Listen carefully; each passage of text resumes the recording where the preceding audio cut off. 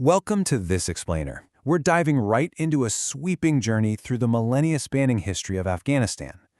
For a lot of us, our understanding of this nation is pretty much dominated by recent headlines. But today, we're going to peel back the curtain on a complex, rich heritage that extends far beyond modern conflicts, looking directly at what the historical sources tell us. Here is our roadmap for today.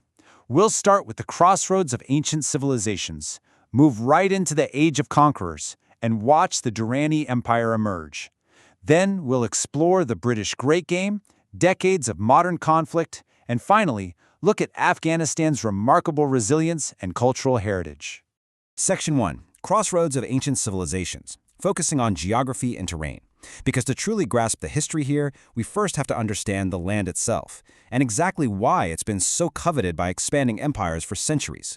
7,492 meters. That is the staggering extreme elevation of Mount Noshak. To put that into perspective, that number cements the harsh reality of Afghanistan's geography. It is a land of incredibly rugged, snow-covered mountains, specifically the Hindu Kush, deep gorges, and extreme climates. In so many ways, this massive elevation makes the country a natural, almost impenetrable fortress. But here is the fascinating paradox. Despite being a literal fortress, it acts as a vital, unavoidable bridge.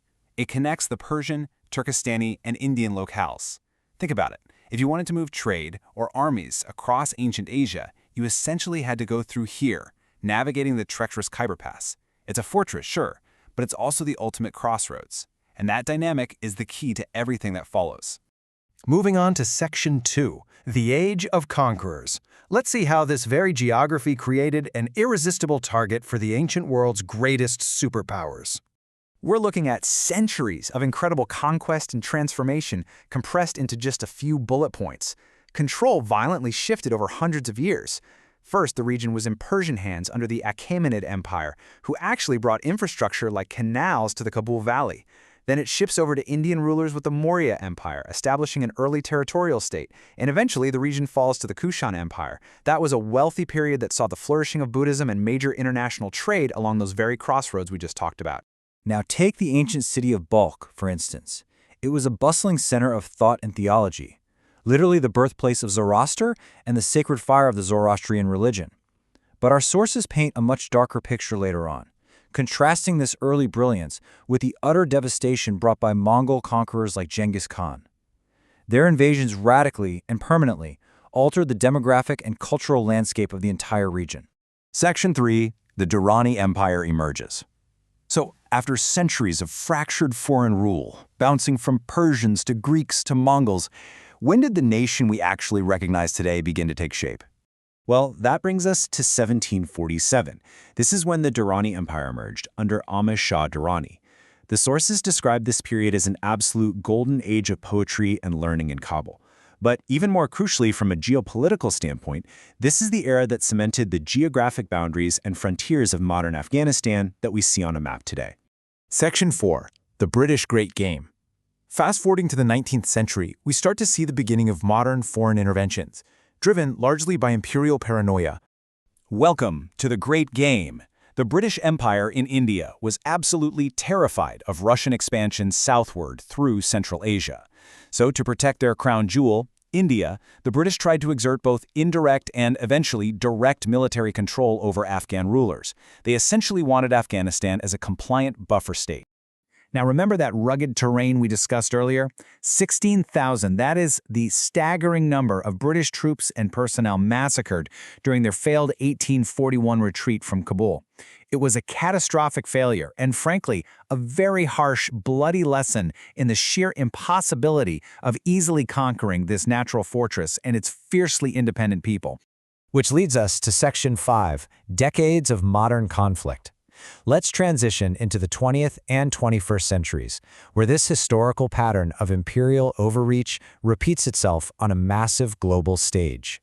It's literally history repeating itself right before our eyes. Just as the British entirely underestimated the Afghan resistance in the 19th century, the 1979 Soviet invasion met a remarkably similar fate. The Soviets invaded to prop up a communist government, but instead they triggered a massive, widespread rural insurgency. They were ultimately forced into a humiliating retreat a decade later. The faction that fought the Soviets were the Mujahideen. These homegrown Islamic resistance groups, or freedom fighters, were galvanized by a deep, unyielding commitment to Afghan sovereignty. And of course, given the proxy war nature of the Cold War, they were heavily funded and armed by international powers, including the United States and Pakistan, who wanted to see the Soviets bogged down. When the Soviets left, a devastating civil war broke out among the Mujahideen factions. In the vacuum of that chaos, the Taliban, which translates to students in Pashto, emerged in 1994.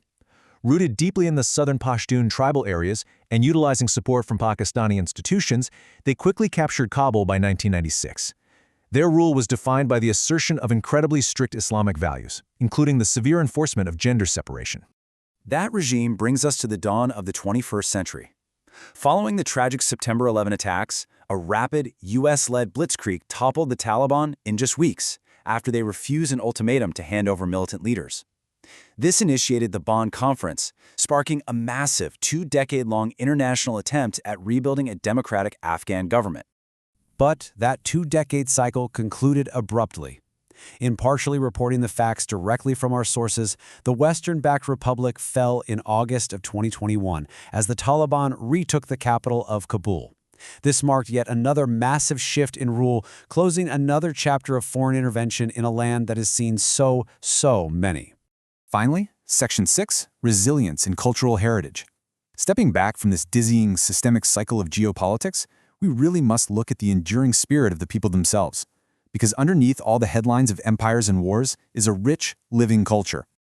Despite the absolute devastation of endless foreign occupations, just look at what the Afghan people have remarkably preserved.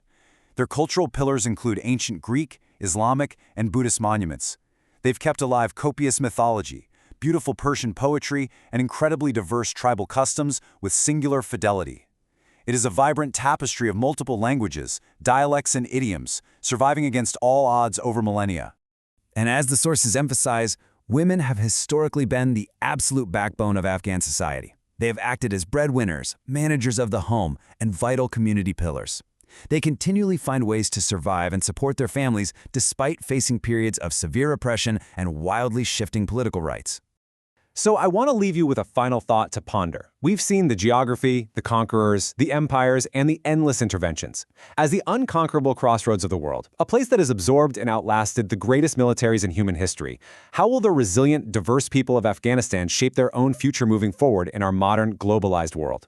Thank you so much for joining me for this explainer, and keep questioning the history behind the headlines.